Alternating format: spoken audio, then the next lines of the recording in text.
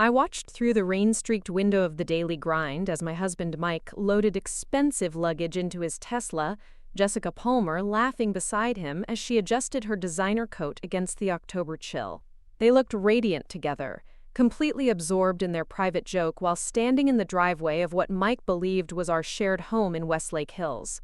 What he didn't realize, what he'd never bothered to fully comprehend despite his Harvard MBA, was that every asset he thought belonged to us was about to slip through his fingers like water. I had spent the last 3 months methodically documenting their affair, and in exactly 72 hours, Article 15 of our prenuptial agreement would activate, transferring everything we'd built together directly into my name. The irony wasn't lost on me that I had drafted that prenup myself 8 years ago when Mike insisted we needed legal protection for his fledgling tech company. He'd been so focused on protecting his intellectual property and future earnings that he'd barely glanced at the infidelity clauses I'd carefully embedded in the document. Article 15 seemed like standard language to him, just another paragraph of legal jargon designed to discourage bad behavior. He never imagined he'd be the one triggering its devastating consequences, and he certainly never anticipated that his wife would be the attorney systematically building an airtight case against him. Before we jump back in, tell us where you're tuning in from, and if this story touches you, make sure you're subscribed, because tomorrow, I've saved something extra special for you. I sipped my lavender latte slowly, savoring both the warmth and the perfect vantage point this corner table provided. Mike and Jessica had no idea I'd been tracking their movements for months, documenting every clandestine meeting, every extended business trip, every suspicious charge on his corporate credit card. As a senior partner specializing in corporate mergers and acquisitions at Chen and Martinez Legal Group, I understood better than most how to gather evidence systematically and build an unshakable case. The skills that made me formidable in boardrooms had served me equally well in uncovering my husband's betrayal.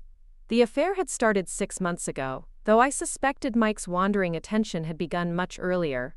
CloudVision Technologies, his startup focused on cloud-based software solutions for small businesses, had been preparing for their IPO, and the stress had changed him. Late nights became the norm, weekend work sessions stretched endlessly, and his explanations grew increasingly vague when I asked about specific projects or deadlines. The cologne change was subtle but noticeable. His wardrobe shifted toward more expensive brands, and his phone transformed from a communication device into a jealously guarded secret. Most wives might have confronted their husbands immediately upon discovering suspicious behavior, but my legal training had taught me the value of patience and thorough preparation. Instead of emotional confrontation, I'd hired David Walsh, a private investigator whose discretion and thoroughness came highly recommended by colleagues who'd needed similar services. David's reports had been comprehensive and devastating, complete with photographs, timestamps, and detailed documentation of Mike's relationship with Jessica Palmer. Jessica wasn't just any marketing consultant, as Mike had initially described her.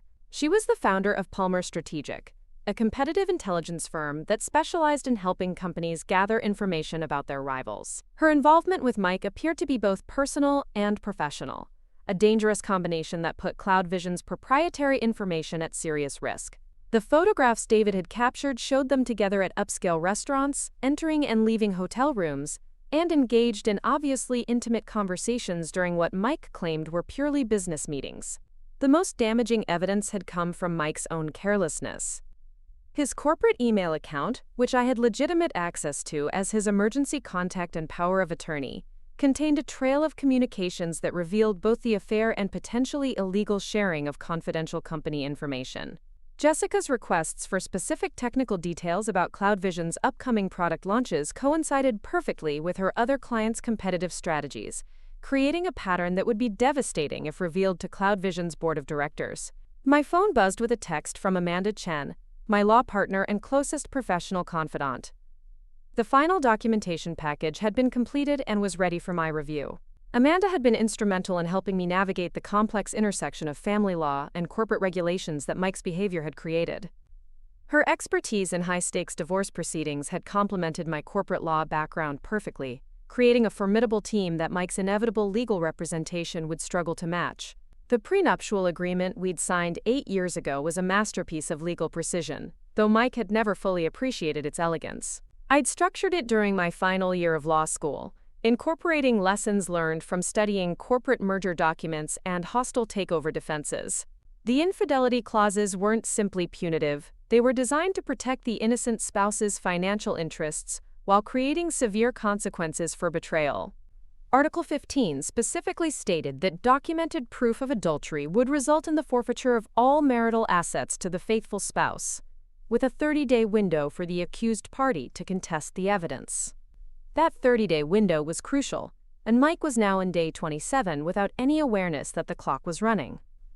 The documented proof had been submitted to our designated arbitrator, a retired family court judge whose decision would be binding according to the prenup's terms. Mike had 3 days remaining to mount a defense he didn't know he needed for charges he'd never been officially notified about. The prenup's language was crystal clear. Notification was only required if the accused party specifically requested updates on arbitration proceedings. Since Mike had no idea arbitration was underway, he'd made no such request. CloudVision's IPO timeline added another layer of complexity that worked entirely in my favor.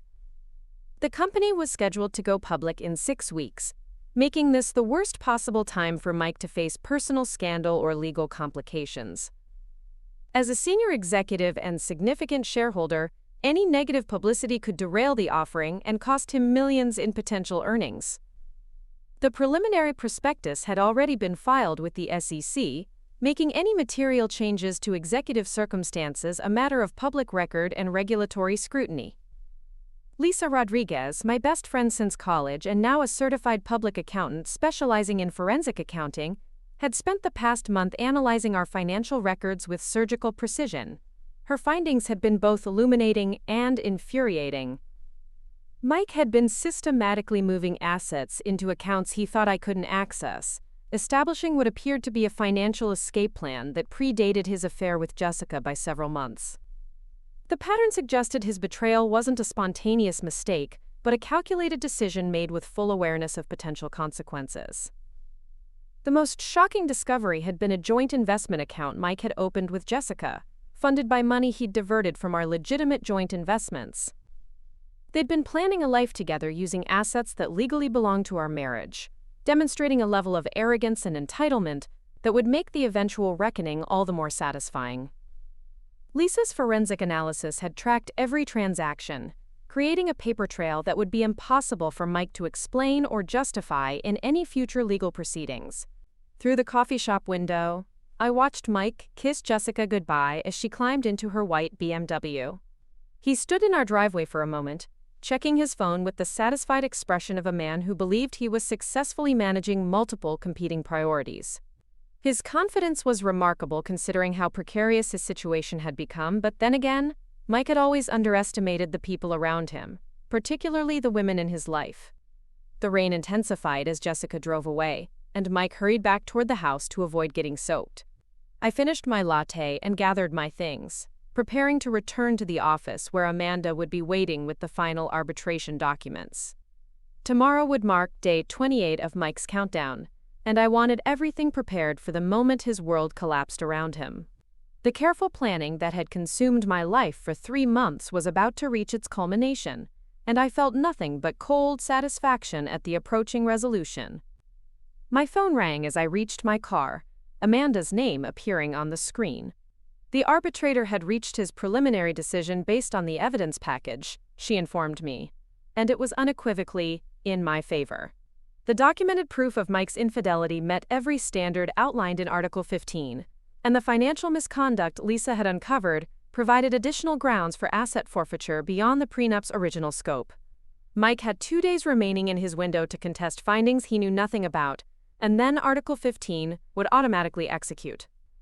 As I drove toward downtown Austin, I reflected on the journey that had brought me to this moment.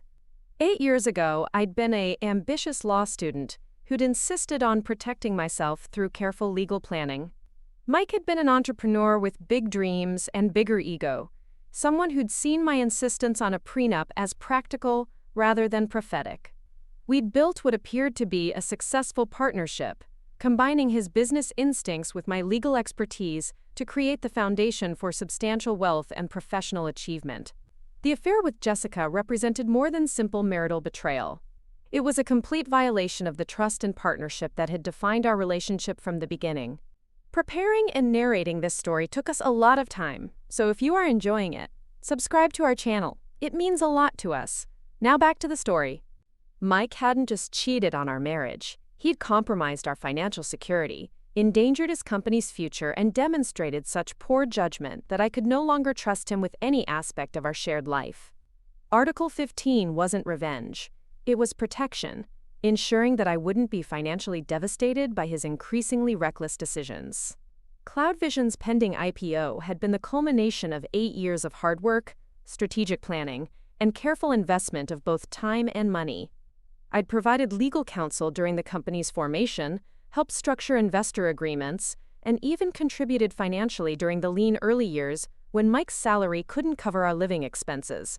The success CloudVision was about to achieve belonged as much to me as to Mike, regardless of whose name appeared on the corporate documents. The irony of Mike's situation was that his affair with Jessica might actually benefit CloudVision in the long run, though not in the way he'd intended. Jessica's competitive intelligence background and her other client relationships created serious conflicts of interest that the SEC would likely investigate once Mike's personal circumstances became public. His removal from CloudVision's executive team might be necessary to preserve the IPO timeline, but the company's fundamentals remained strong enough to weather leadership changes. Amanda was waiting in our conference room when I arrived at the office, surrounded by meticulously organized documents that represented 3 months of intensive legal preparation. The arbitration file contained everything from David Walsh's surveillance photographs to Lisa's forensic accounting analysis, from Mike's email communications to Jessica's corporate client list. Every piece of evidence had been authenticated and cross-referenced, creating a case that would be impossible for any reasonable arbitrator to dismiss. The financial implications of Article 15's activation were staggering even by Austin's affluent standards. Our combined assets included the Westlake Hills house valued at $800,000, investment portfolios worth over $1 million, Mike's CloudVision shares currently estimated at more than $1 million pre-IPO, and various business interests that Lisa's analysis valued at several $100,000 additional. Mike would walk away from our 8-year marriage with nothing except his personal possessions, and whatever assets he could prove were entirely separate property acquired before our wedding. The prenup's language was unambiguous about post-divorce financial obligations as well. Mike would be responsible for all debts incurred during the marriage, including the mortgage on our house, credit card balances he'd accumulated, and any business loans guaranteed with marital assets. He'd also forfeit his right to spousal support or any claim on my future earnings, a clause that would become particularly valuable as my legal career continued advancing while his professional reputation crumbled. Amanda handed me the final arbitration timeline, highlighting the key dates that would determine Mike's fate. The arbitrator's preliminary ruling would become final in 48 hours, unless Mike submitted a formal contest motion with supporting evidence. Given that Mike remained unaware of the proceedings, the deadline would pass automatically, triggering Article 15's immediate implementation. Within 72 hours of the final ruling, all affected assets would be legally transferred to my sole ownership, and Mike would receive official notification of the arbitration results, along with instructions for vacating our shared residence. The precision of the prenup's enforcement mechanisms reflected the lessons I'd learned studying corporate law and merger agreements. Just as companies protected themselves against hostile takeovers through carefully crafted defensive measures, I'd protected myself against marital betrayal through equally sophisticated legal structures. Mike's affair with Jessica was the equivalent of a hostile takeover attempt, and Article 15 was my poison pill defense, making the cost of betrayal prohibitively expensive for the aggressor. As evening approached, I reviewed every document one final time, ensuring that nothing had been overlooked or inadequately documented. The case against Mike was overwhelming in its completeness, from the photographic evidence of his affair to the financial records showing his deliberate asset concealment. Jessica's involvement added layers of corporate espionage and professional misconduct that would amplify the personal scandal once everything became public knowledge. My phone buzzed with a text message from Mike asking if I wanted to join him for dinner at Hill Country Bistro. The casual normalcy of his invitation, sent while his legal countdown continued ticking towards zero, demonstrated how completely he'd underestimated both my awareness and my capabilities. I replied that I had to work late on a complex merger case, which was technically true, though not in the way he'd interpret it. The merger I was working on was the dissolution of our marriage and the acquisition of everything he thought belonged to both of us. Tomorrow would bring new developments as Mike's window for contesting the arbitration narrowed to its final day. Amanda had prepared comprehensive media statements for when the story eventually broke, protecting both my privacy and professional reputation while ensuring that accurate information reached relevant parties.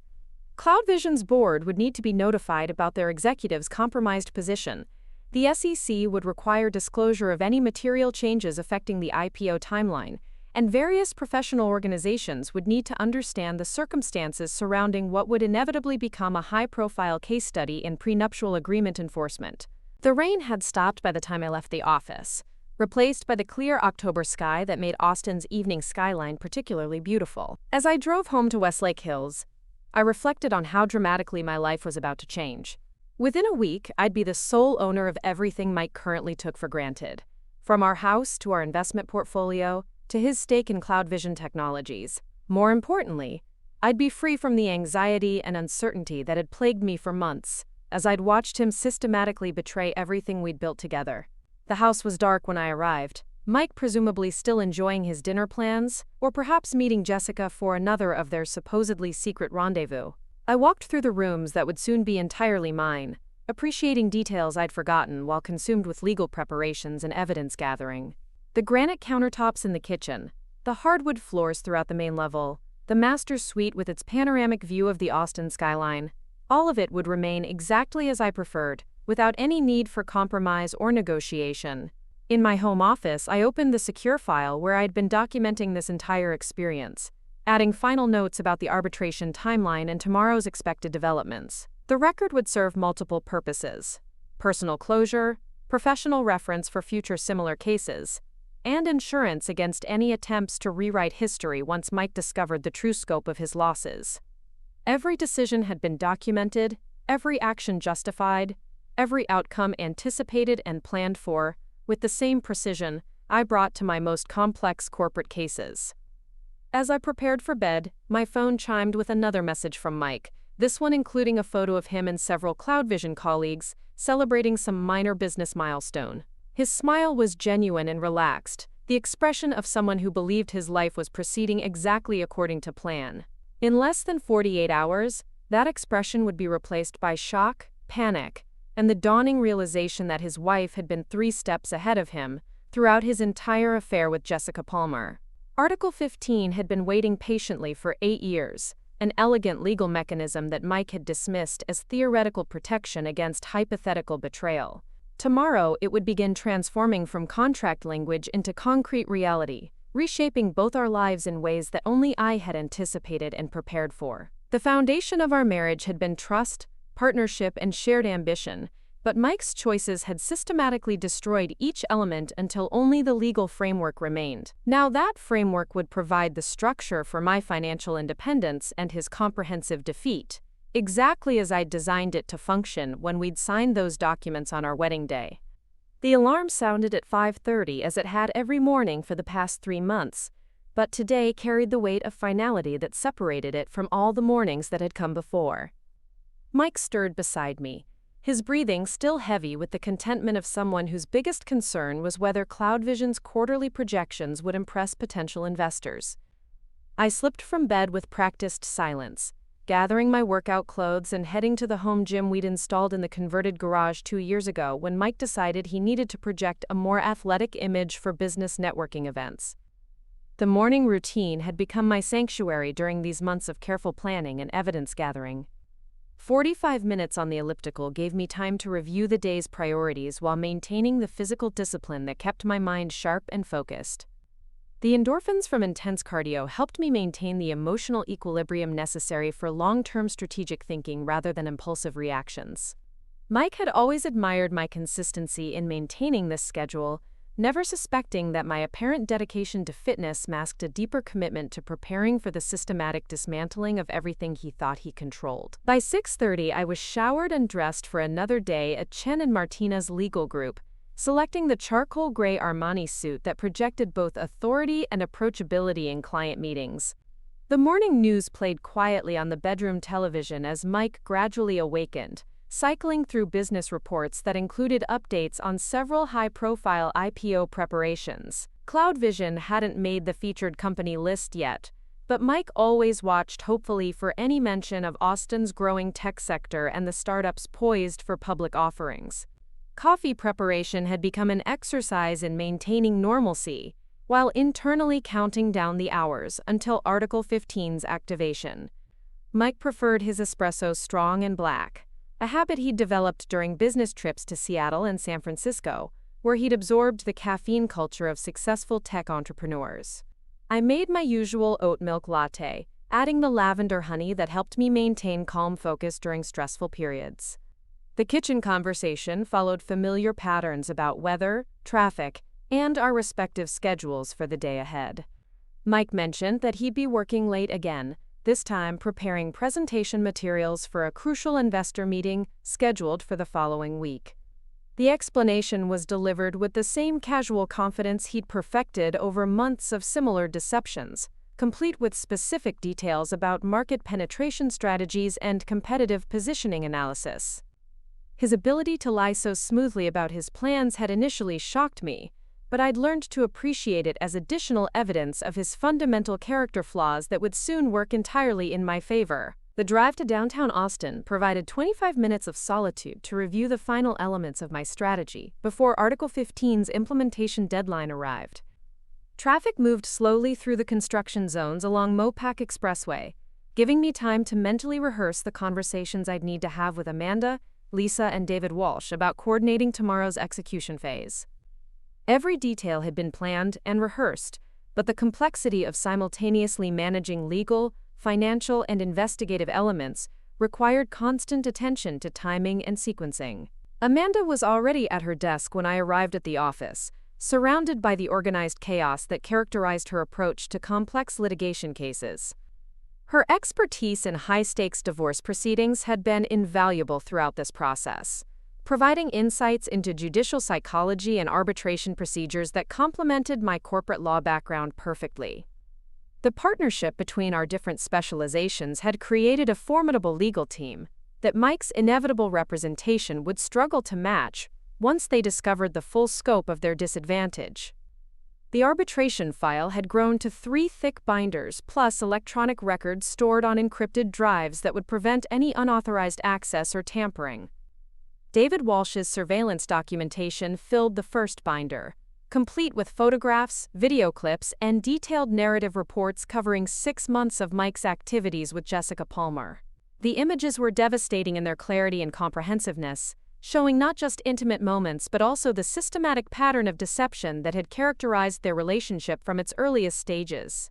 Lisa Rodriguez's forensic accounting analysis comprised the second binder, tracking financial irregularities that painted a picture of calculated asset concealment and potential embezzlement from our joint resources. Her investigation had revealed that Mike's financial deception predated his affair with Jessica by several months, suggesting a premeditated plan to shield assets from potential divorce proceedings. The sophistication of his efforts indicated consultation with professional advisors, making his actions even more legally problematic than simple marital infidelity. The third binder contained communications evidence gathered from various sources, including email threads that demonstrated coordination between Mike and Jessica on matters that went far beyond personal relationship development. Her requests for specific CloudVision proprietary information coincided with strategic decisions made by her other clients, creating patterns that suggested corporate espionage disguised as romantic pillow talk. The intersection of personal betrayal and professional misconduct would amplify the consequences Mike faced once everything became public knowledge. Amanda handed me the arbitrator's preliminary ruling, a 12-page document that systematically addressed every element of Article 15's requirements, while acknowledging the additional financial misconduct that had been uncovered during the investigation. Judge Patricia Morrison, our designated arbitrator, had reviewed the evidence with the thoroughness that had made her reputation during 25 years on the family court bench. Her analysis was comprehensive and unequivocal, finding that Mike's behavior met every criterion for asset forfeiture outlined in our prenuptial agreement. The ruling's language was precise and devastating, describing Mike's actions as systematic betrayal of marital trust combined with deliberate financial deception designed to circumvent legitimate spousal property rights. Judge Morrison had been particularly critical of the asset concealment efforts, noting that such behavior demonstrated, quote, consciousness of guilt and premeditation inconsistent with claims of temporary judgment lapses or emotional mistakes. The financial penalties would extend beyond simple asset transfer to include responsibility for all legal costs associated with the investigation and arbitration. My phone buzzed with a text from Lisa confirming that she'd completed the final asset valuation updates needed for tomorrow's implementation. CloudVision's pre-IPO stock value had increased significantly based on recent investor interest, making Mike's forfeiture even more financially devastating than originally projected. The total asset transfer would exceed $4 million, when all investments, property holdings, and business interest were properly calculated. Mike's net worth would effectively reset to zero, while mine would increase substantially beyond what I'd accumulated through my own legal career. The morning client consultations proceeded normally, though I found myself frequently checking the time as Article 15's deadline approached. A software licensing negotiation for a major Austin corporation required the same attention to detail and strategic thinking that had served me so well in personal matters, creating interesting parallels between corporate protection mechanisms and the marital safeguards I'd embedded in our prenuptial agreement. The client was impressed by my thoroughness in anticipating potential future complications, unaware that this same foresight was about to reshape my personal life completely. David Walsh called during my lunch break to provide final surveillance updates from the previous evening. Mike and Jessica had met at the Austin Grand Hotel for what appeared to be both personal and professional discussions, based on the documentation and laptop computer Jessica had brought to their dinner meeting. The hotel's security cameras had captured them entering and leaving together, while David's discreet observation had documented the transfer of physical documents that would be impossible for Mike to explain as innocent business collaboration.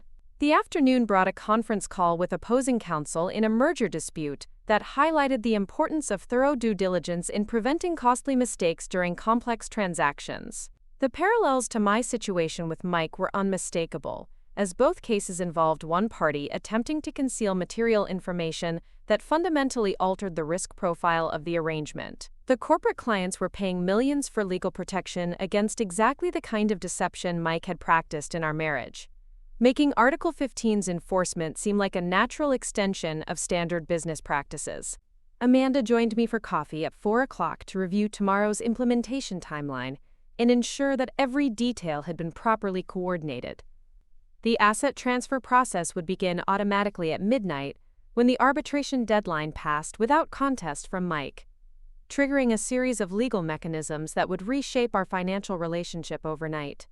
Bank accounts would be frozen pending new ownership documentation, investment portfolios would be transferred to my sole control, and the house deed would be updated to reflect my exclusive ownership rights. The most complex element involved CloudVision stock options and restricted shares that Mike had accumulated through his employment with the company. The prenuptial agreement's language specifically addressed such equity compensation, treating it as marital property subject to division during divorce proceedings. Mike's forfeiture of these assets would require coordination with CloudVision's legal department and potentially disclosure to the SEC if the values were material enough to affect the pending IPO registration statement. Lisa arrived at the office by 5 o'clock with final documentation needed for tomorrow's bank notifications and investment account transfers. Her forensic analysis had identified 17 different financial accounts that would be affected by Article 15's implementation, ranging from checking and savings accounts to complex investment vehicles that Mike had used to hide assets from potential divorce proceedings.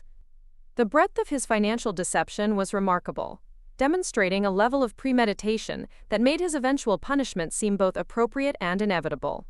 The day's final task involved reviewing media statements that Amanda had prepared for eventual release once Mike's situation became public knowledge. CloudVision's IPO preparation meant that any scandal involving senior executives would attract business press attention, requiring careful management to protect both my privacy and professional reputation. The statements emphasized my role as an uninvolved party who had acted appropriately to protect legitimate financial interests once marital misconduct was discovered through normal business oversight activities. As evening approached, I drove home through Austin traffic that seemed lighter than usual, perhaps because my perspective had fundamentally shifted, knowing that tomorrow would bring resolution to months of careful planning and patient execution. The Westlake Hills neighborhood looked particularly beautiful in the late afternoon sunlight, with mature oak trees casting long shadows across manicured lawns that reflected the prosperity and stability I'd worked so hard to build and protect. Mike's Tesla was already in the driveway when I arrived, unusual for someone who claimed to be working late on crucial investor presentations. The explanation became clear when I noticed Jessica's white BMW parked discreetly around the corner, positioned to avoid direct visibility from our house but close enough to suggest another of their clandestine meetings.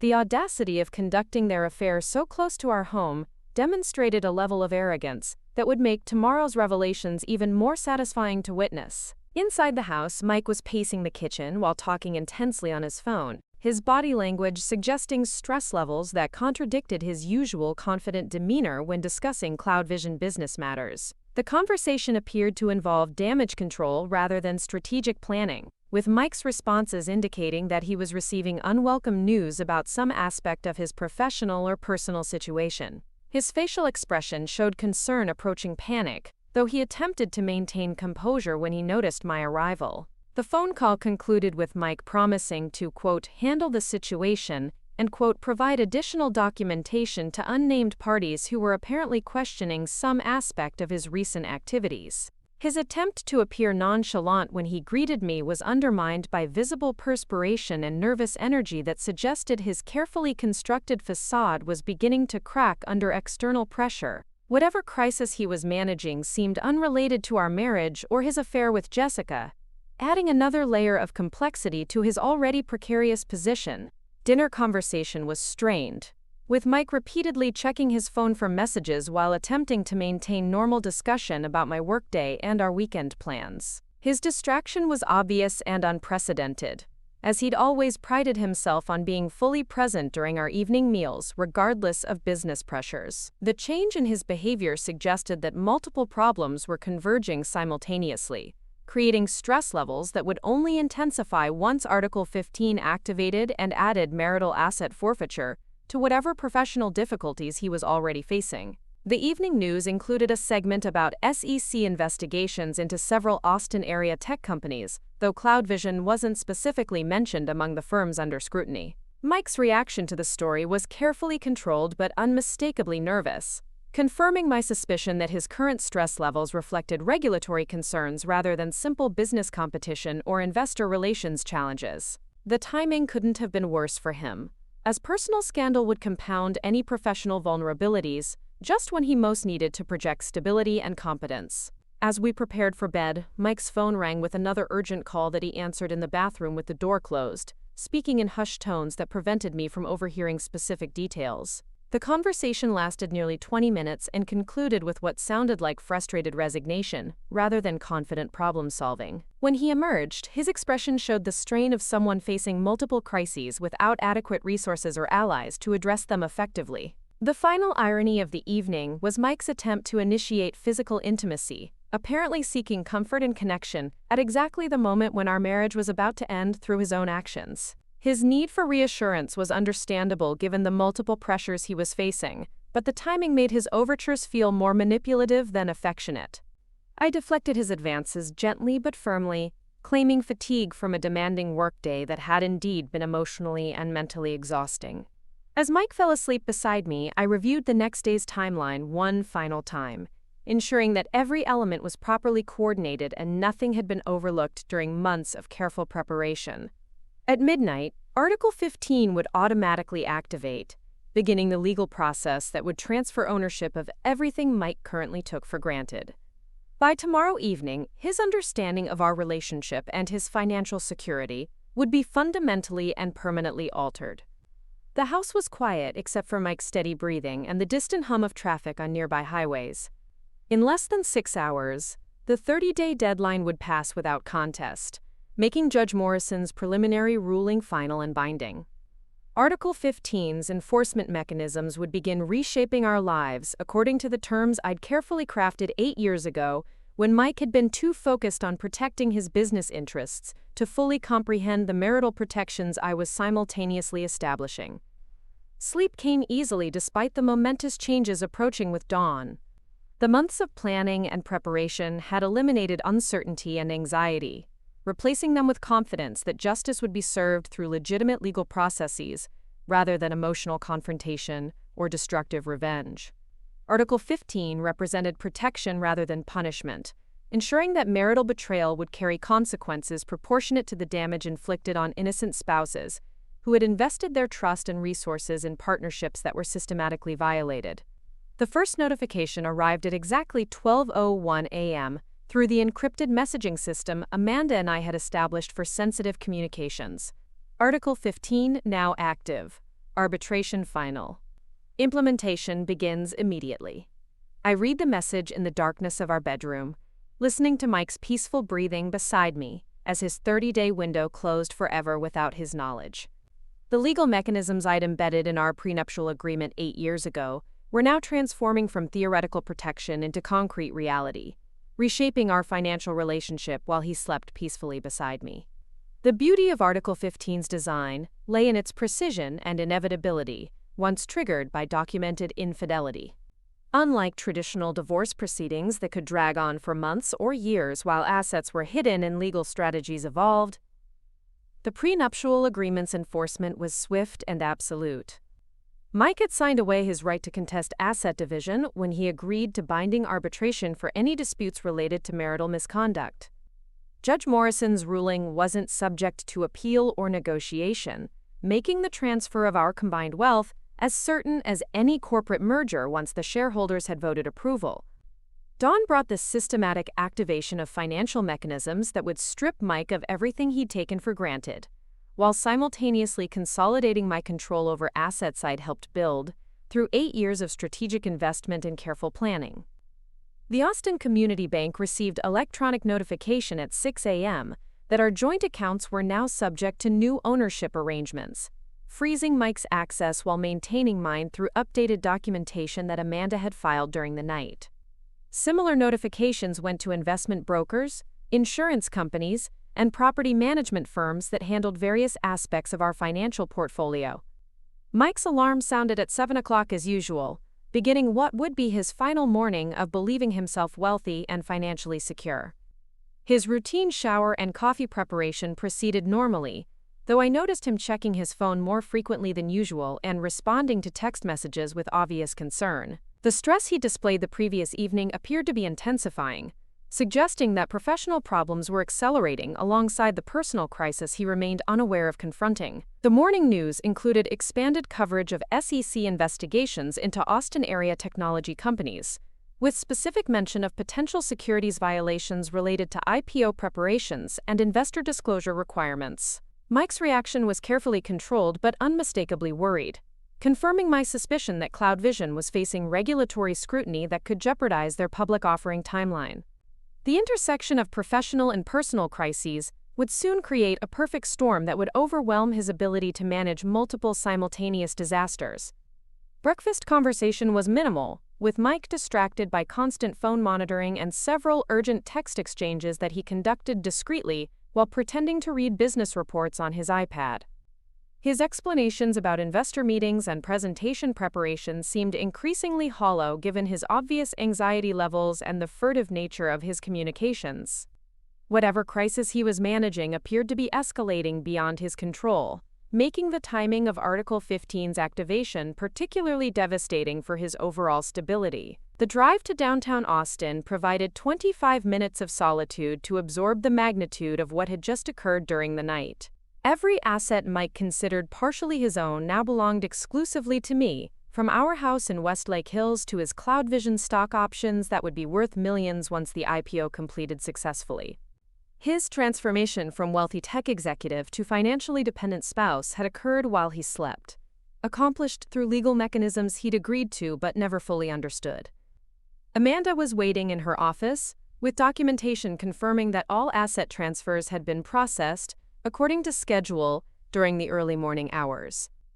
Bank accounts totaling over $800,000 were now exclusively under my control. Investment portfolios worth more than $1 million had been transferred to new accounts in my name, and the house deed had been updated to reflect my sole ownership. Mike's access to these resources would be terminated later that morning when financial institutions updated their systems to reflect the new ownership arrangements. The most valuable element of the asset transfer involved Mike's CloudVision equity compensation, including stock options and restricted shares that would be worth several $1 million once the company completed its public offering. The prenuptial agreement's language treating such compensation as marital property subject to division during divorce proceedings had seemed like standard legal boilerplate when Mike signed it 8 years ago. His casual dismissal of those clauses would cost him approximately $3 million in potential future earnings that would now flow exclusively to me. Lisa Rodriguez arrived by 9 o'clock with final calculations showing that Mike's net worth had effectively been reduced to zero through Article 15's implementation, while mine had increased to over $4 million when all transferred assets were properly valued. The forensic accounting analysis revealed that Mike's attempts to hide assets in separate accounts had actually worked against him, as those resources were now clearly identified and included in the forfeiture rather than remaining hidden from discovery. His sophistication in financial deception had made his punishment more comprehensive than simple asset division would have achieved. David Walsh called to provide surveillance updates from the previous evening that added context to Mike's obviously stressed state of mind. His meeting with Jessica Palmer at the Austin Grand Hotel had included a third party, an older man whose identity David had been unable to determine, but whose body language suggested he was delivering unwelcome news about some aspect of their relationship or business collaboration. The conversation had been heated and concluded, with Jessica appearing visibly upset while Mike seemed desperate to maintain some form of agreement or understanding. The morning client consultations proceeded normally despite the historic personal developments occurring simultaneously with professional responsibilities. A complex merger negotiation for a Dallas-based energy company required the same attention to protective clauses and enforcement mechanisms that had served me so well in personal matters. The client was impressed by my thoroughness in anticipating potential future complications, unaware that this expertise had just protected me from financial devastation through my husband's systematic betrayal of our marital partnership. Amanda joined me for an early lunch to review the afternoon's implementation schedule and ensure that Mike's discovery of his changed circumstances would occur in a controlled manner that protected my interests, while providing him with appropriate legal notifications. The arbitration ruling required that Mike be formally notified of the asset transfer within 24 hours of its implementation, but the timing and method of notification remained under our control. We'd chosen to deliver the news during his scheduled return home that evening, allowing him privacy to process the information, while ensuring proper legal documentation of his receipt of the ruling. The afternoon brought a conference call with CloudVision's legal department regarding disclosure requirements related to executive compensation changes that might affect their IPO registration statement.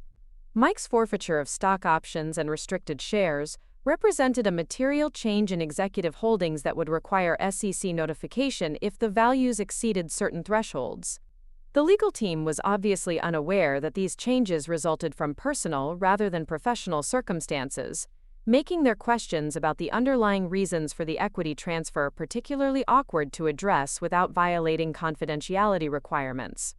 The most challenging aspect of managing the day's developments involved maintaining professional composure while internally processing the magnitude of what had just occurred.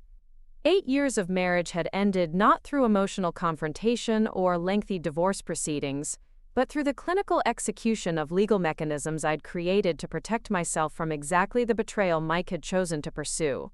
The satisfaction was profound but tempered by recognition that a significant chapter of my life had concluded permanently and irrevocably. My phone buzzed with a text from Mike asking if I'd be home for dinner, a request that carried additional significance knowing that he'd be receiving life-altering news when he arrived at what he still considered our shared residence. His casual tone suggested he remained completely unaware that his financial world had collapsed during the previous night, making the evening's revelation even more dramatic than I'd originally anticipated. The timing was perfect from a strategic perspective, as his ongoing professional crisis would prevent him from mounting an effective response to personal disasters occurring simultaneously. Lisa called during my afternoon break to report that Mike had attempted to access their joint investment account earlier that morning and been informed that the account was temporarily restricted pending ownership verification. His response had apparently been frustrated but not panicked, suggesting he'd attributed the access problem to routine administrative issues rather than fundamental changes in account ownership. The gradual discovery of his altered circumstances would be more devastating than sudden revelation, allowing the full scope of his losses to sink in progressively rather than overwhelming him immediately.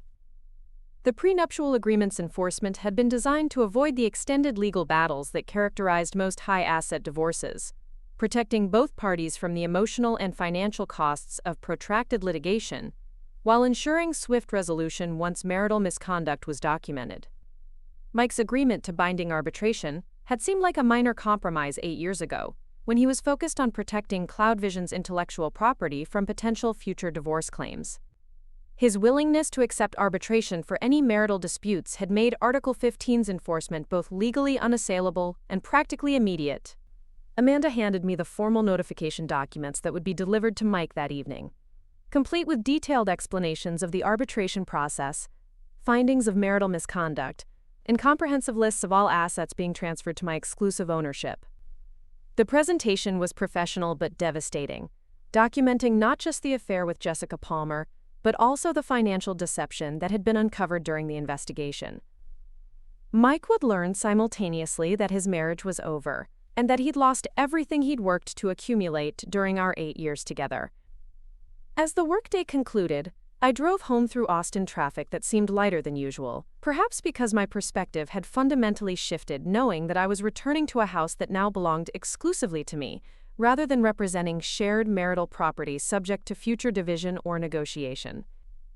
The Westlake Hills neighborhood looked particularly beautiful in the late afternoon sunlight, with the security and stability I'd worked so hard to achieve now permanently protected through legal mechanisms that Mike's betrayal had triggered. Mike's Tesla was already in the driveway when I arrived, though Jessica's BMW was notably absent from its usual discreet parking location around the corner. His early arrival was unusual given his claimed schedule of late meetings and investor presentations, suggesting that professional crises were forcing changes in his typical routine. The timing was actually beneficial from my perspective, as his presence would ensure that formal notification occurred promptly within the required legal timeframe. Inside the house, Mike was pacing the kitchen while engaged in another intense phone conversation that appeared to involve damage control rather than strategic planning. His body language showed the strain of someone facing multiple crises without adequate resources or allies to address them effectively. When he noticed my arrival, his attempt to appear nonchalant was undermined by obvious stress levels that suggested his carefully constructed professional facade was beginning to crack under external pressure. The phone call concluded with Mike promising to, quote, provide additional documentation and, quote, coordinate with compliance requirements related to unnamed regulatory concerns that were apparently affecting CloudVision's IPO preparation timeline. His expression when he ended the call showed frustrated resignation rather than confident problem-solving, indicating that professional problems were intensifying beyond his ability to manage them effectively. The convergence of personal and professional disasters would soon overwhelm his capacity to address either situation competently. Amanda arrived at exactly 6 o'clock as scheduled, carrying the formal arbitration documents in a professional legal portfolio that immediately conveyed the serious nature of her visit. Mike's confusion was obvious as he answered the door, expecting to greet a friend or colleague rather than an attorney bearing legal notifications about matters he remained unaware of confronting. His invitation for her to enter was polite but puzzled, particularly when she requested that both Mike and I be present for important legal communications. The formal notification process began with Amanda's explanation that binding arbitration had been conducted according to the terms of our prenuptial agreement, addressing allegations of marital misconduct that had been documented through professional investigation over the previous 3 months. Mike's initial reaction was confusion rather than panic, as he struggled to understand how legal proceedings could have occurred without his knowledge or participation. His understanding of the prenup's arbitration clauses was clearly superficial, focused on protection of business assets rather than enforcement mechanisms for marital betrayal. Amanda's presentation of Judge Morrison's ruling was systematic and comprehensive, beginning with documentation of Mike's affair with Jessica Palmer through David Walsh's surveillance evidence, and progressing through financial misconduct that Lisa Rodriguez's forensic analysis had uncovered. The photographs were devastating in their clarity and comprehensiveness, showing not just intimate moments but also the transfer of confidential business information that violated both marital trust and professional ethics simultaneously. Mike's transformation during the presentation was remarkable to witness, beginning with confusion and progressing through disbelief to growing panic as the full scope of his situation became clear. His attempts to interrupt Amanda's presentation were met with firm reminders that the arbitration process was complete and the ruling was final, according to the prenuptial agreement's binding arbitration clauses he'd signed 8 years earlier. His legal options were essentially non-existent, making his emotional responses irrelevant to the practical reality of asset forfeiture. The financial implications of Article 15's enforcement hit Mike with obvious force when Amanda presented the comprehensive asset transfer documentation. His face drained of color as he realized that everything he'd considered partially his own now belonged exclusively to me, from our house to his CloudVision equity compensation worth millions in potential future earnings. His transformation from wealthy tech executive to financially dependent former spouse had occurred while he slept, accomplished through legal mechanisms he'd agreed to but never fully comprehended. Mike's first coherent response was to demand legal representation and challenge the arbitration process, unaware that the prenuptial agreement specifically waived his right to legal appeals or extended proceedings once binding arbitration was complete. Amanda's explanation that Judge Morrison's ruling was final and immediately enforceable produced visible shock, as Mike apparently hadn't understood the irrevocable nature of the arbitration process he'd agreed to accept for any marital disputes. The evening concluded with Mike's departure from what had been our shared home but was now exclusively my property, taking only personal possessions while leaving behind everything of financial value according to Article 15's comprehensive asset forfeiture requirements.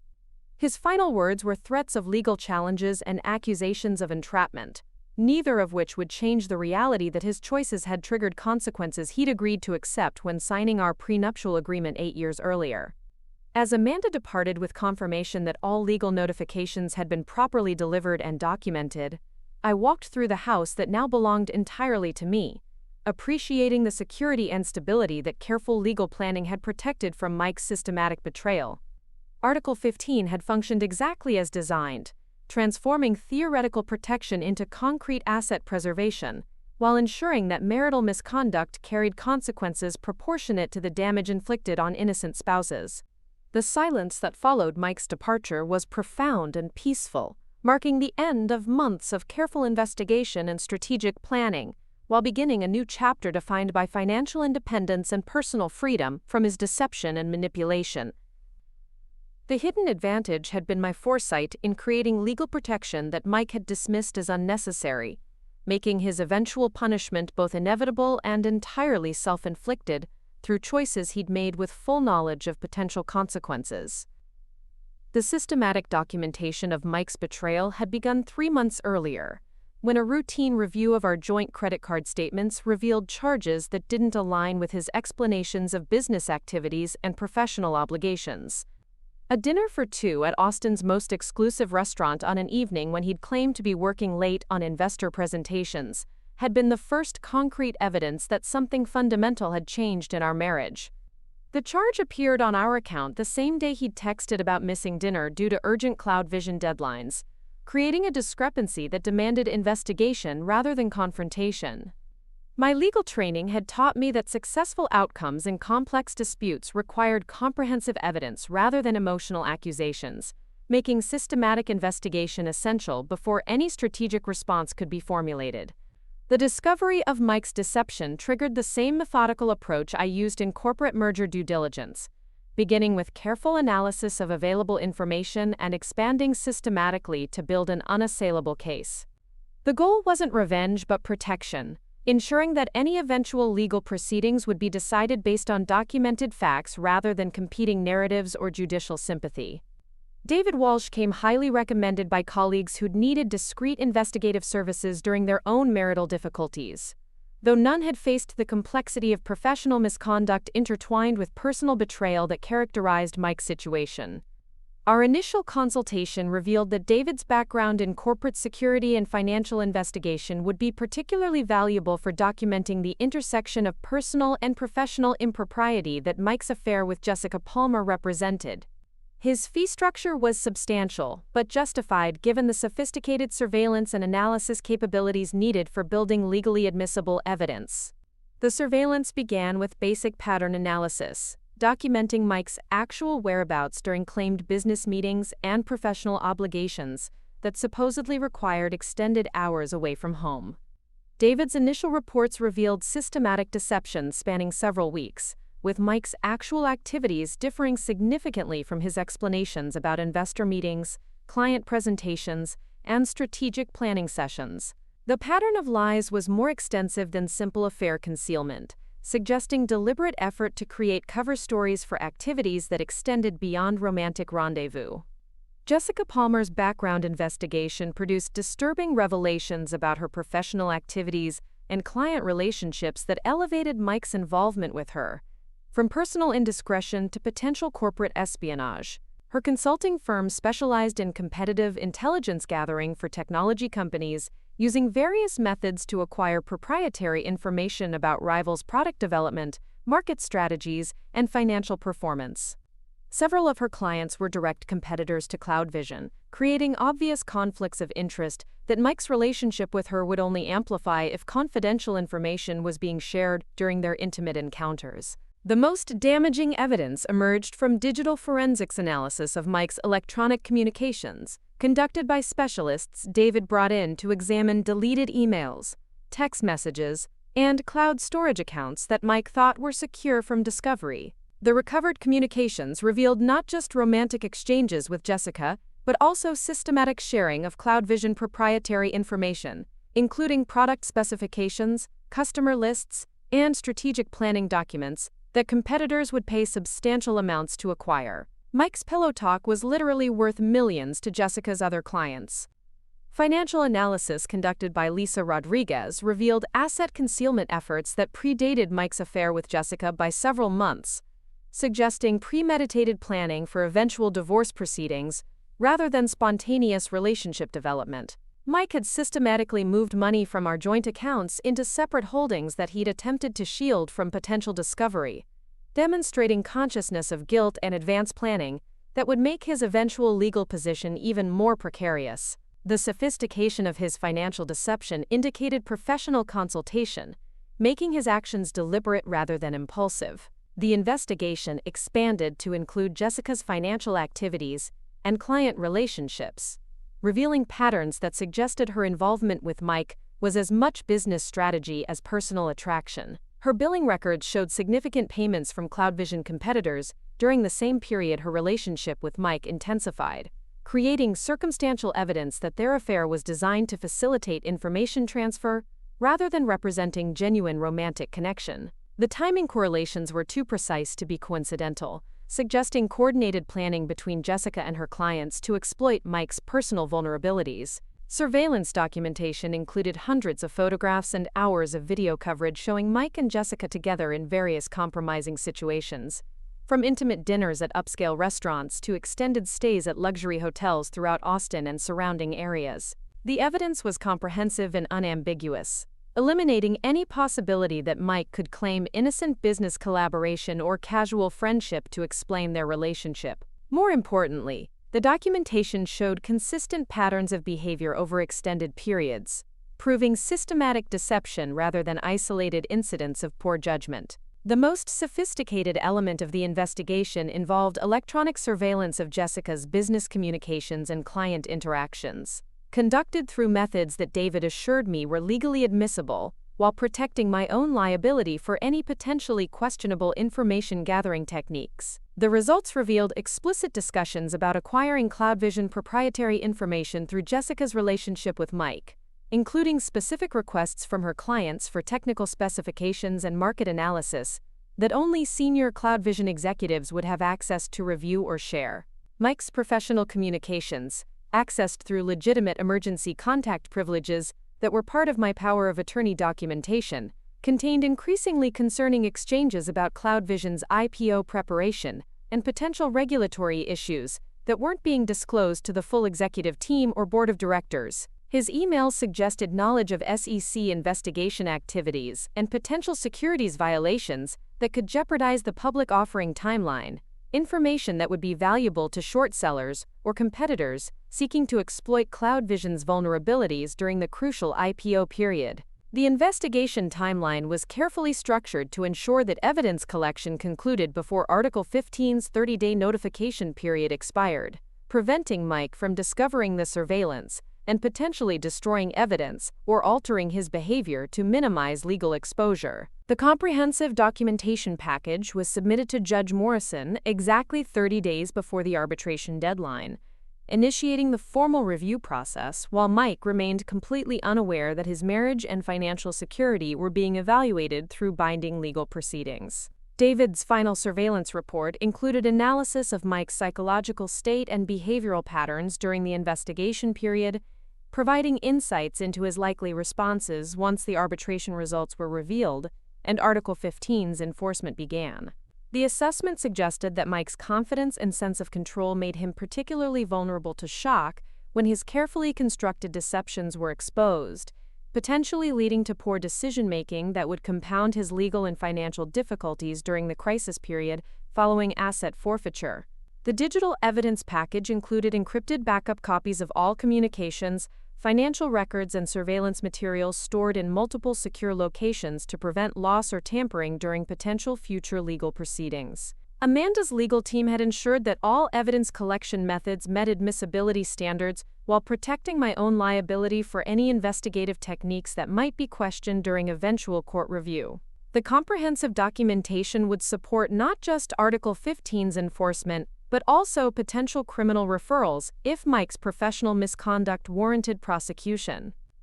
Lisa's forensic accounting analysis revealed that Mike's asset concealment efforts had actually increased his eventual forfeiture beyond what simple asset division would have achieved, as the hidden resources were now clearly identified and included in Article 15's comprehensive transfer requirements rather than remaining concealed from discovery. His sophistication in financial deception had made his punishment more severe than honest disclosure would have produced, demonstrating how systematic dishonesty created compounding consequences that exceeded the original breach of trust. The investigation's most valuable discovery involved documentation of Jessica's connections to multiple technology industry scandals and regulatory investigations spanning several years, establishing a pattern of involvement with executives who later faced professional disgrace and legal consequences. Her relationship with Mike appeared to follow established patterns of cultivating relationships with senior executives at companies facing competitive pressure or regulatory scrutiny, suggesting that her business model depended on exploiting personal vulnerabilities for commercial advantage. Professional consultation with experts in corporate espionage and securities law confirmed that Mike's sharing of CloudVision proprietary information with Jessica could constitute multiple federal crimes, including wire fraud, securities violations, and potentially violation of computer fraud statutes depending on how the information was accessed and transmitted. The criminal exposure extended beyond simple marital infidelity to encompass professional misconduct that could result in significant prison sentences if federal prosecutors decided to pursue charges based on the documented evidence. The inception of our prenuptial agreement had occurred during a crisp December evening in 2015, 3 weeks before our scheduled wedding at the Four Seasons Hotel overlooking Lake Austin. Mike had arrived at my apartment after another grueling day of investor meetings for CloudVision, carrying takeout from our favorite Thai restaurant, and an expression that suggested he needed to discuss something important but potentially uncomfortable.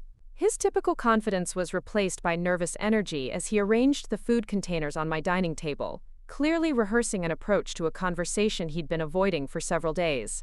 The request for a prenuptial agreement came wrapped in corporate language about asset protection and risk management, with Mike explaining that CloudVision's investors and board members were requiring all senior executives to establish legal safeguards around their personal finances, to prevent any potential complications that might affect the company's future funding rounds or acquisition prospects. His presentation was polished and rehearsed, complete with references to similar requirements at other successful startups and the standard nature of such protective measures in the technology industry. What Mike didn't realize was that I'd been anticipating this conversation for weeks, having observed similar patterns among my legal colleagues whose spouses worked in high-stakes business environments where personal and professional risks intersected in complex ways. My own legal education had included extensive study of family law and asset protection strategies, making me far more knowledgeable about prenuptial agreement structures and enforcement mechanisms than Mike suspected. His assumption that I would need extensive explanation and persuasion revealed his fundamental underestimation of my legal sophistication and strategic thinking capabilities. The drafting process became an opportunity to demonstrate legal expertise while simultaneously establishing comprehensive protection against exactly the kind of betrayal Mike would eventually choose to pursue 8 years later. His focus on protecting CloudVision's intellectual property and his potential future earnings from any divorce proceedings allowed me to embed extensive spousal protection clauses that seemed like standard reciprocal language, but actually created asymmetric consequences for marital misconduct. Article 15's infidelity provisions were particularly comprehensive, establishing binding arbitration procedures and automatic asset forfeiture mechanisms that would function regardless of fault determination in traditional divorce proceedings. Mike's review of the prenuptial draft was cursory and superficial, concentrated primarily on sections related to business asset protection and intellectual property rights, while paying minimal attention to the marital conduct clauses that would eventually destroy his financial security. His casual dismissal of Article 15's detailed infidelity consequences reflected both his confidence that such provisions would never become relevant and his inability to comprehend the sophisticated legal mechanisms I'd constructed for enforcement. The binding arbitration clauses seemed like efficient dispute resolution rather than elimination of his due process rights. The negotiation process revealed Mike's personality traits that would later manifest in his affair with Jessica Palmer, particularly his tendency to focus on immediate concerns while ignoring long-term consequences and his assumption that other people's expertise was less sophisticated than his own business acumen. His suggestions for modifications to the prenuptial language were consistently aimed at increasing his protection while reducing reciprocal safeguards for my interests, demonstrating a pattern of self-centered thinking that would characterize his approach to our marriage throughout its 8-year duration. My law school professors had emphasized the importance of anticipating worst-case scenarios when drafting protective agreements, leading me to include provisions that address not just simple infidelity but also financial misconduct, professional ethics violations, and various forms of marital betrayal that might compromise an innocent spouse's security or reputation. The comprehensive nature of Article 15's enforcement mechanisms reflected lessons learned from studying high-profile divorce cases where inadequate prenuptial agreements had failed to protect innocent parties from their spouse's destructive behavior. The final document represented 37 pages of carefully crafted legal language that established mutual obligations and protections, while creating severe consequences for various forms of marital misconduct. Mike's signature was witnessed by his business attorney and mine, creating legal formality that emphasized the binding nature of all provisions, despite his obvious assumption that most clauses would remain theoretical rather than requiring practical enforcement. His confidence during the signing ceremony would prove devastatingly misplaced 8 years later when Article 15 transformed from contract language into concrete asset forfeiture. Our wedding 3 weeks later proceeded flawlessly, with Mike's relief at completing the prenuptial process evident in his relaxed demeanor and enthusiastic participation in the celebration. His toast to our future partnership emphasized mutual support and shared ambition, themes that would later seem bitterly ironic given his systematic violation of every principle he'd articulated during our wedding reception. The foundation we established that evening was built on legal protection that he'd agreed to but never fully understood, creating security that would preserve my interests when his choices eventually destroyed our marriage. The early years of our marriage validated my decision to insist on comprehensive legal protection, as Mike's behavior patterns established precedents that would later escalate into more serious misconduct. His tendency to prioritize business obligations over personal commitments created emotional distance that made our relationship feel more like a strategic partnership than intimate connection. The prenuptial agreement's existence provided psychological comfort during difficult periods, knowing that my financial security was protected, regardless of how our personal relationship might evolve over time. CloudVision's rapid growth during our first 3 years of marriage brought increasing pressure and opportunity that tested Mike's character in ways that revealed concerning aspects of his personality and value system. His promotion to senior executive status was accompanied by expanded travel schedules, higher entertainment budgets, and increased interaction with attractive professional women, who viewed successful technology executives as desirable partners for both personal and career advancement purposes. The combination of opportunity and ego inflation created conditions that would eventually lead to his affair with Jessica Palmer. My own career advancement during the same period included partnership track progression at Chen & Martinez Legal Group, substantial salary increases, and recognition as one of Austin's most promising young attorneys specializing in complex corporate transactions. The success I achieved independently of Mike's business accomplishments established financial autonomy that complemented the legal protections embedded in our prenuptial agreement, creating multiple layers of security that would prove essential when his betrayal eventually threatened our shared prosperity. The 4th year of our marriage brought Mike's first promotion to Vice President of Business Development at CloudVision, along with stock option grants that represented potential millions in future wealth if the company achieved successful exit through acquisition or public offering.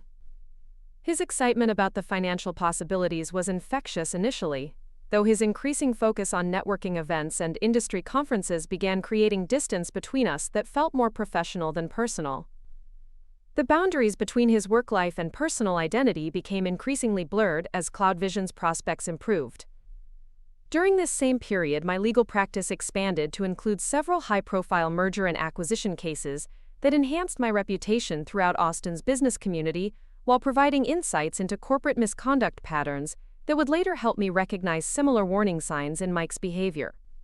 The experience of protecting clients from various forms of professional and financial betrayal created expertise that would prove invaluable when Mike's own misconduct required sophisticated legal response. The irony that my corporate law skills would be essential for protecting me from my husband's betrayal wasn't lost on me once the situation fully developed.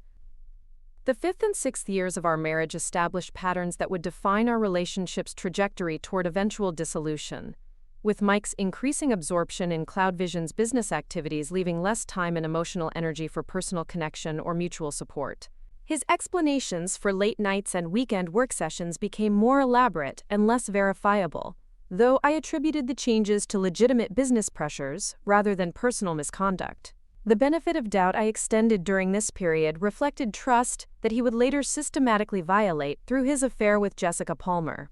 Financial success during these middle years of our marriage allowed us to purchase the Westlake Hills house that would later become a symbol of Mike's fundamental misunderstanding about asset ownership and legal protection. His assumption that marriage automatically created joint ownership of all property reflected his casual approach to legal details that contrasted sharply with my careful attention to documentation and title issues. The house deed listing my name exclusively was technically accurate given that my inheritance had provided the down payment, though Mike's lack of attention to such details revealed his assumption that legal formalities were less important than practical arrangements. The 7th year brought Mike's promotion to senior vice president and CloudVision's first serious discussions about potential initial public offering, creating excitement about wealth generation that overshadowed growing problems in our personal relationship. His increased travel schedule and expanded professional responsibilities provided cover for behavior changes that would later be revealed as early stages of his relationship with Jessica Palmer. The combination of opportunity and ego inflation that accompanied his career success created vulnerability to exactly the kind of manipulation that Jessica specialized in exploiting. My own professional development during this period included several high-stakes cases involving corporate executives who'd compromised their companies and families through various forms of misconduct, providing practical education about the intersection of personal betrayal and professional failure that would later characterize Mike's situation. The patterns were remarkably consistent across different industries and personality types, with successful executives making similar mistakes that destroyed both their careers and marriages through arrogance and poor judgment that seemed almost predetermined once certain psychological conditions were established. The prenuptial agreement's wisdom became increasingly apparent as our marriage progressed and Mike's character flaws became more pronounced, though I hoped the legal protections would remain theoretical rather than requiring practical enforcement. The document represented insurance against worst-case scenarios that seemed unlikely during our early years together, though Mike's behavior patterns suggested increasing risk that the protection might eventually be necessary. The foresight I'd demonstrated in insisting on comprehensive coverage would prove essential when his choices finally triggered Article 15's devastating consequences. The 8th year began with CloudVision's formal announcement of IPO preparation, and Mike's further promotion to Executive Vice President of Strategic Partnerships, creating the professional circumstances that would bring Jessica Palmer into his orbit and provide the cover story for their eventual affair. His excitement about the potential financial windfall from successful public offering was accompanied by increased stress about regulatory requirements and market conditions that could affect the company's valuation and timing. The pressure created vulnerability that Jessica's competitive intelligence expertise was perfectly designed to exploit for both personal and professional advantage. The introduction of Article 15's 30-day notification requirement had been inspired by corporate merger terminology, where material adverse changes triggered automatic termination clauses without extended renegotiation periods. The same efficiency that protected companies from prolonged uncertainty during acquisition discussions would protect innocent spouses from extended legal battles during divorce proceedings. Mike's agreement to binding arbitration for any marital disputes had seemed like reasonable compromise during prenuptial negotiations, though he clearly hadn't understood that it eliminated his right to challenge adverse findings through traditional court appeals. The comprehensive asset forfeiture provisions embedded in Article 15 reflected study of various family law cases, where inadequate prenuptial agreements had failed to protect innocent spouses from their partner's destructive behavior. The mechanisms I'd created were designed to be swift and absolute once triggered, preventing the kind of asset hiding and legal maneuvering that often characterized high-conflict divorce proceedings. Mike's eventual attempt to conceal marital property would actually increase his forfeiture beyond what simple asset division would have achieved, demonstrating how sophisticated misconduct created compounding consequences. The financial protection framework established through our prenuptial agreement represented comprehensive risk management that addressed not just simple infidelity but also professional misconduct, criminal behavior, and various forms of marital betrayal that might compromise an innocent spouse's security or reputation. The sophistication of the legal mechanisms reflected my determination to never be vulnerable to the kind of financial devastation that I'd observed, affecting other women whose husbands' misconduct had destroyed their family's prosperity and stability. The foundation story of our prenuptial agreement's creation revealed the fundamental character differences that would eventually destroy our marriage, with Mike's casual attention to legal details and assumption of permanent loyalty contrasting sharply with my careful preparation for worst-case scenarios and systematic protection of my interests.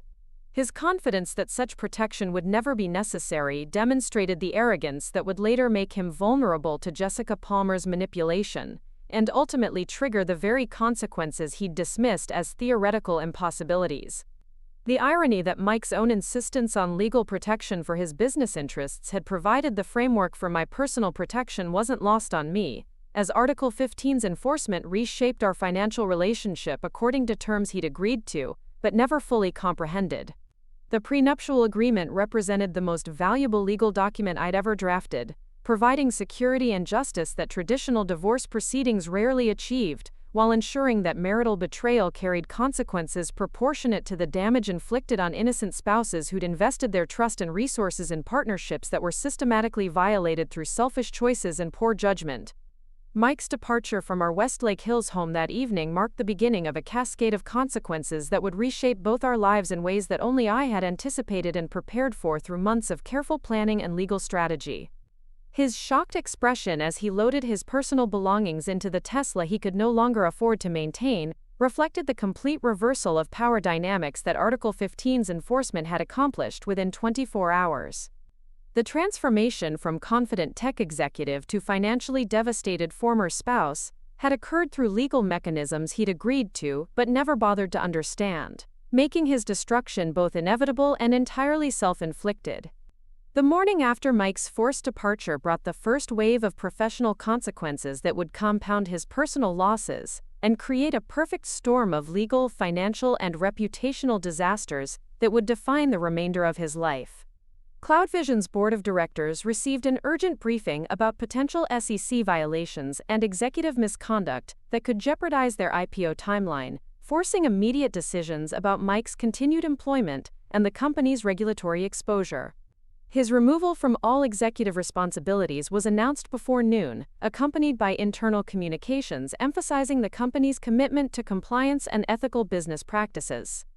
Amanda called during my morning coffee to report that Mike had spent the night at a downtown hotel using a credit card that would soon be canceled when financial institutions completed their processing of the asset transfer documentation. His attempts to access blocked bank accounts and investment portfolios were generating automated notifications that confirmed the comprehensive nature of Article 15's implementation, while providing additional evidence of his growing desperation as the full scope of his losses became apparent. The systematic denial of financial resources that he'd taken for granted was creating psychological pressure that would soon manifest in increasingly poor decision-making. The local business press picked up the CloudVision story by midday, though the initial coverage focused on potential regulatory violations and IPO complications, rather than the personal circumstances that had triggered Mike's professional downfall. His name appeared prominently in articles about corporate governance failures and executive accountability,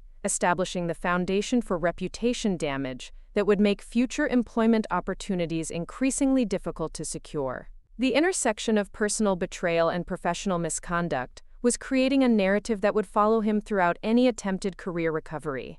Lisa Rodriguez arrived at my office with final calculations showing that Mike's net worth had been reduced to approximately -$50,000 when his ongoing financial obligations were subtracted from his remaining personal assets. The CloudVision stock options that had represented potential millions in future wealth were now entirely under my control, while his responsibility for various loans and credit commitments continued regardless of his ability to generate income. The comprehensive nature of his financial devastation exceeded even my careful projections of Article 15's impact. David Walsh provided surveillance updates showing that Jessica Palmer had effectively disappeared from Austin, leaving no forwarding address and closing her consulting firm with minimal notification to existing clients. Her abandoned relationship with Mike suggested that the business intelligence value of their affair had been exhausted, making his continued association a liability rather than an asset for her competitive intelligence activities. The pattern matched her previous relationships with executives who'd faced professional disgrace, confirming that her involvement had been strategic rather than romantic from the beginning. The afternoon brought news that the SEC investigation into CloudVision had expanded to include specific examination of executive communications and potential insider trading activities related to Mike's stock transactions during the months preceding the IPO announcement. Federal investigators were requesting access to all electronic records and financial accounts associated with senior executives, creating additional legal exposure that would further complicate Mike's already desperate situation. His sharing of confidential information with Jessica now carried potential criminal consequences that could result in federal prison sentences. My return home that evening to a house that now belonged exclusively to me provided an opportunity to appreciate the security and stability that careful legal planning had preserved through Mike's systematic betrayal of our marital partnership. The silence was profound and peaceful, marking the end of months of investigation and strategic preparation, while beginning a new chapter defined by financial independence and personal freedom from his deception and manipulation. Every room reflected my preferences without need for compromise or accommodation to his increasingly erratic behavior and poor judgment. The evening news included expanded coverage of CloudVision's regulatory troubles, with Mike's photograph appearing alongside other executives facing potential federal charges for securities violations and corporate misconduct. His transformation from successful entrepreneur to criminal defendant was proceeding exactly as David Walsh's psychological assessment had predicted, with each crisis compounding the next until his ability to respond effectively was overwhelmed by the sheer volume of simultaneous disasters requiring immediate attention and resources he no longer possessed. Amanda called during dinner to report that Mike had retained a public defender for his federal criminal case, confirming that his financial resources were insufficient to hire private legal representation for the securities fraud and insider trading charges that prosecutors were preparing to file. The quality of legal representation he could afford would be dramatically inferior to the sophisticated defense team that federal charges typically required, making conviction increasingly likely, as the government's case developed through cooperation agreements with other defendants and recovered electronic evidence. The first week following Article 15's implementation established patterns that would define Mike's gradual descent from wealthy executive to financially desperate former spouse facing multiple criminal prosecutions and civil liability claims. His attempts to contest the arbitration ruling were dismissed by every attorney he consulted, as the prenuptial agreement's binding arbitration clauses had eliminated his right to challenge Judge Morrison's findings through traditional court appeals. The legal finality of his situation was absolute, making his emotional resistance irrelevant to the practical reality of permanent asset forfeiture. CloudVision's IPO was officially postponed indefinitely when the SEC investigation expanded to include potential market manipulation and investor fraud charges against multiple executives, including Mike. The company's valuation plummeted as investors withdrew from the planned public offering, creating additional civil liability for executives who'd made material misrepresentations during the registration process. Mike's personal legal exposure now included potential damages claims from institutional investors who'd relied on false or incomplete information during their investment decisions. The second week brought eviction notices and creditor demands as Mike's ongoing financial obligations exceeded his ability to generate income through any legitimate employment opportunities. His professional reputation had been so thoroughly destroyed by criminal charges and media coverage that technology companies throughout Austin refused to consider him for any position, regardless of his previous experience and qualifications. The comprehensive nature of his fall from prominence was remarkable even by the standards of executive scandal that occasionally plagued the technology industry. Jessica Palmer's cooperation with federal investigators became public knowledge when court documents revealed her immunity agreement in exchange for testimony about Mike's sharing of CloudVision proprietary information and her coordination with competitors seeking strategic intelligence about the company's business plans. Her detailed knowledge of his activities provided prosecutors with evidence that would make conviction virtually certain, while demonstrating that her relationship with him had been designed from the beginning to exploit his professional access for commercial advantage. The criminal trial preparation revealed the full extent of Mike's misconduct, including systematic theft of intellectual property, securities fraud through false statements to investors, and wire fraud through electronic transmission of stolen confidential information to competitors. The charges carried potential sentences totaling more than 20 years in federal prison, with mandatory minimum terms that would ensure significant incarceration regardless of plea negotiations or cooperation agreements. His transformation from respected executive to federal criminal defendant was complete and irreversible.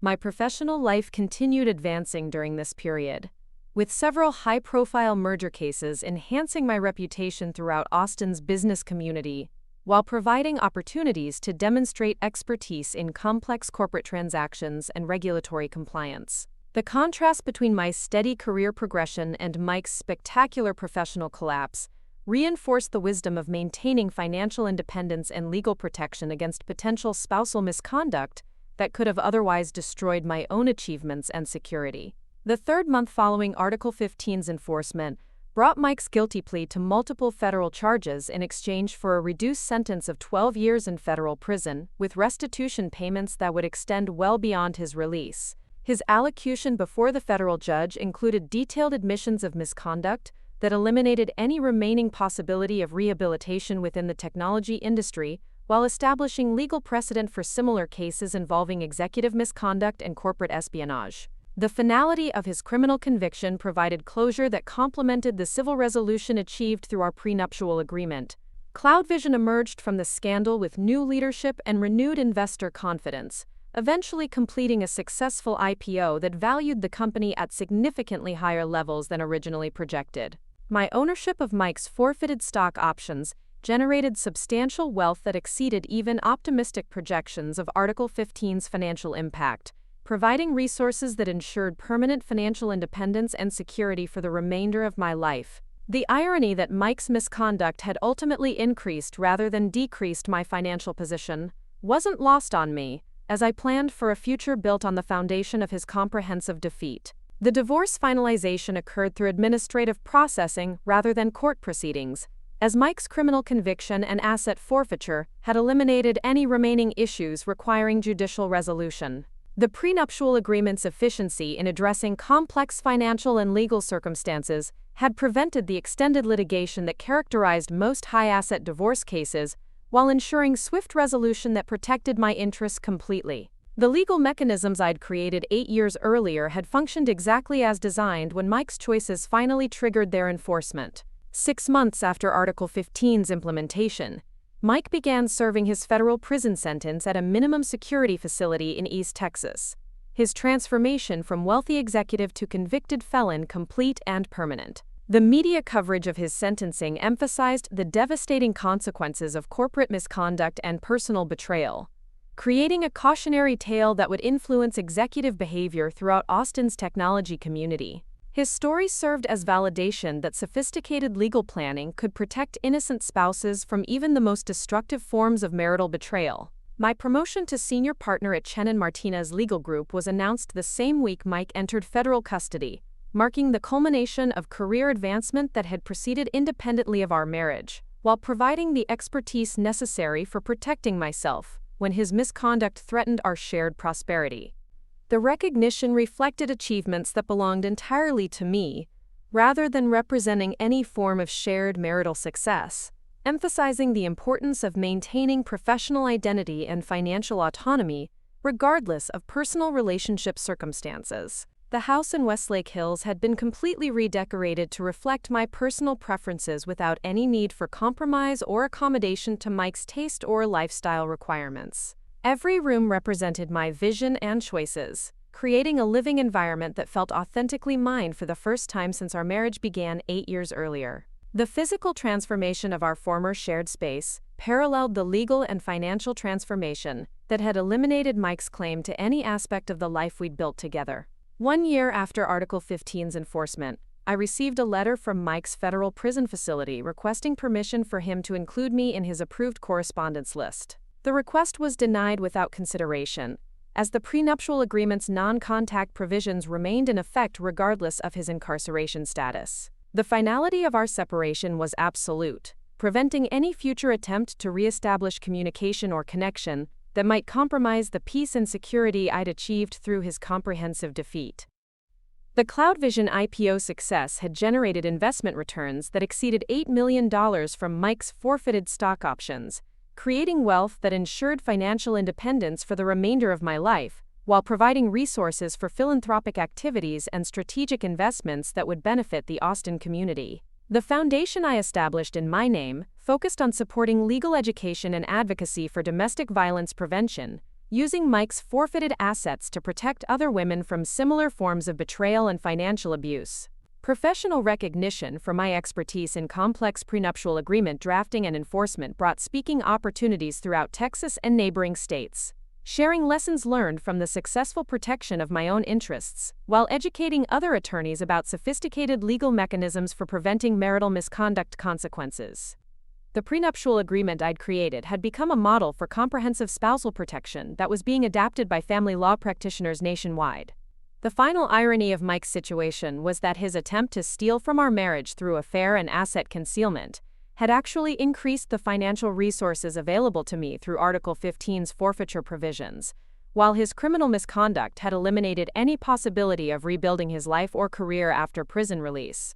His choices had created consequences that exceeded even the most vindictive spouse's capacity for revenge, demonstrating that sophisticated legal planning could achieve justice more effectively than emotional retaliation or prolonged litigation. 2 years later, Jessica Palmer was convicted on federal conspiracy charges related to her systematic theft of intellectual property from multiple technology companies through manipulated relationships with vulnerable executives. Her sentencing hearing included victim impact statements from several former paramours whose careers and families had been destroyed by her calculated deception, creating a comprehensive record of predatory behavior that resulted in a 15-year federal prison sentence. The pattern of exploitation that had characterized her relationship with Mike was revealed as part of a larger criminal enterprise that had victimized dozens of successful professionals throughout the technology industry. The complete transformation of both Mike's and Jessica's circumstances, from wealthy professionals to federal inmates, validated every element of the strategy I'd implemented through careful investigation, sophisticated legal planning, and patient execution of protective mechanisms that most spouses never consider necessary until betrayal has already destroyed their security. The prenuptial agreement that Mike had dismissed as unnecessary paperwork had become the foundation for justice that protected innocent parties, while ensuring that destructive behavior carried consequences proportionate to the damage inflicted on trusting partners. My reflection on this experience emphasized the importance of maintaining vigilance and protection against potential betrayal, regardless of apparent relationship stability or professional success, as character flaws that remained hidden during good times often emerged during periods of stress or opportunity that tested ethical boundaries. The legal mechanisms that had served me so well represented insurance against worst-case scenarios that most people hoped would never become relevant, but that careful planning could address before crisis situations eliminated strategic options. The foundation established with Mike's forfeited assets had grown into a substantial organization providing legal assistance and financial support for women facing similar circumstances of marital betrayal and financial abuse, creating positive outcomes from negative experiences while ensuring that other innocent spouses wouldn't face the vulnerability and uncertainty that inadequate legal protection often created. The transformation of personal trauma into community benefit represented the ultimate triumph over attempts to destroy security and happiness through selfish choices and criminal behavior. 5 years after Article 15's enforcement, I stood in my home office reviewing financial statements that showed continued growth in investments and philanthropic activities funded through Mike's comprehensive asset forfeiture, while news reports indicated his upcoming parole hearing for potential early release after serving 8 years of his 12-year federal sentence. The prospect of his eventual return to society held no concern for me, as the legal protections established through our prenuptial agreement remained permanently in effect regardless of his incarceration status or future circumstances. The prenuptial agreement that had seemed like routine legal formality during our wedding preparations had ultimately provided the most valuable protection of my entire life, ensuring that marital betrayal carried swift and comprehensive consequences, while preserving the financial foundation necessary for continued prosperity and security. Article 15's enforcement had demonstrated that sophisticated legal planning could achieve outcomes that traditional divorce proceedings rarely provided, protecting innocent spouses through mechanisms that most family law practitioners still considered too aggressive for standard implementation. The complete transformation from vulnerable spouse to financially independent woman with resources sufficient for any future challenge represented the ultimate validation of strategic thinking and careful preparation that anticipated worst-case scenarios while hoping they would never become necessary. Mike's choices had triggered exactly the consequences I designed to protect myself, proving that character assessment and legal preparation were more valuable than trust and emotional connection, when fundamental betrayal threatened everything that careful planning and hard work had built over many years of shared effort and mutual investment. The final lesson learned through this experience was that justice achieved through sophisticated legal mechanisms was more satisfying and permanent than revenge pursued through emotional retaliation, creating outcomes that protected innocent parties while ensuring that destructive behavior carried appropriate consequences without requiring extended litigation or personal vindictiveness that often characterized high-conflict divorce proceedings. The prenuptial agreement had functioned exactly as designed, transforming theoretical protection into concrete security that would endure long after the emotional trauma of betrayal had been processed and resolved through time and therapeutic intervention. Up next, you've got 2 more standout stories right on your screen. If this one hit the mark, you won't want to pass these up. Just click and check them out.